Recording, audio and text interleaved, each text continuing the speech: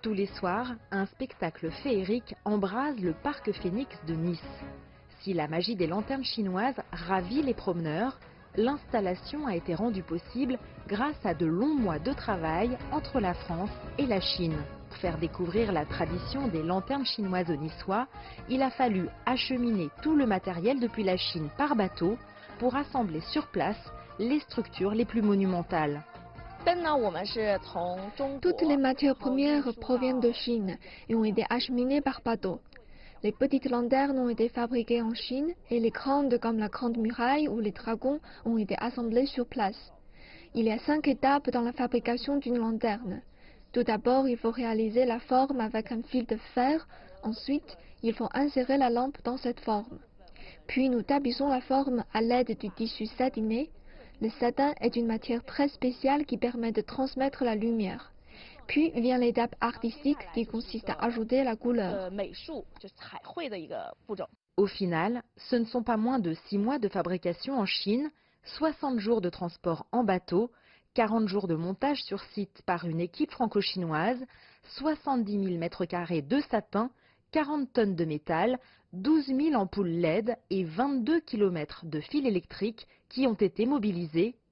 Le tout mis en scène grâce au savoir-faire chinois dans cet art traditionnel et à la collaboration avec les équipes locales. Une collaboration qui aura aussi nécessité d'apprendre à travailler ensemble. Nos employés chinois ont certaines habitudes en Chine, mais ces habitudes et cette culture peuvent entrer en conflit avec la loi française. Nous avons donc essayé de trouver un équilibre entre les différences culturelles de chacun. Bien sûr, nous avons finalement trouvé un point d'équilibre, de sorte que tout le monde voit les fruits de ce point d'équilibre. Ceci est notre Nice, paix des Lumières. Un point d'équilibre qui a été trouvé aussi sur le plan environnemental avec un spectacle pensé dès ses prémices pour avoir un impact aussi réduit que possible grâce notamment à des partenariats locaux. Un diagnostic permettra d'évaluer le bilan carbone à la fin de l'événement. C'est un sujet sur lequel on a commencé à travailler il y a 6 mois, vraiment que sur la partie RSE. Et l'idée c'était que chaque élément ne se retrouve pas en décharge, mais qu'il y ait une deuxième vie pour chaque élément. L'ensemble de la ferraille des structures va être complètement retravaillé par des ferrailleurs de la région.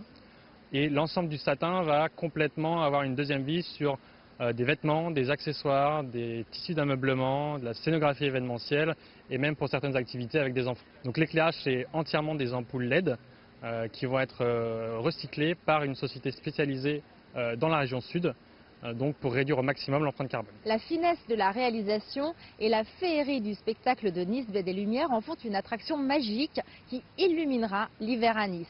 Mais cela ne doit pas faire oublier la question environnementale qui est aujourd'hui au cœur de l'organisation d'événements. Nice Baie des Lumières a été pensée pour être le moins énergivore et le moins polluant possible. De bonnes pratiques pour que la fête soit aussi celle de la planète. Jade Charles, CGTN à Nice.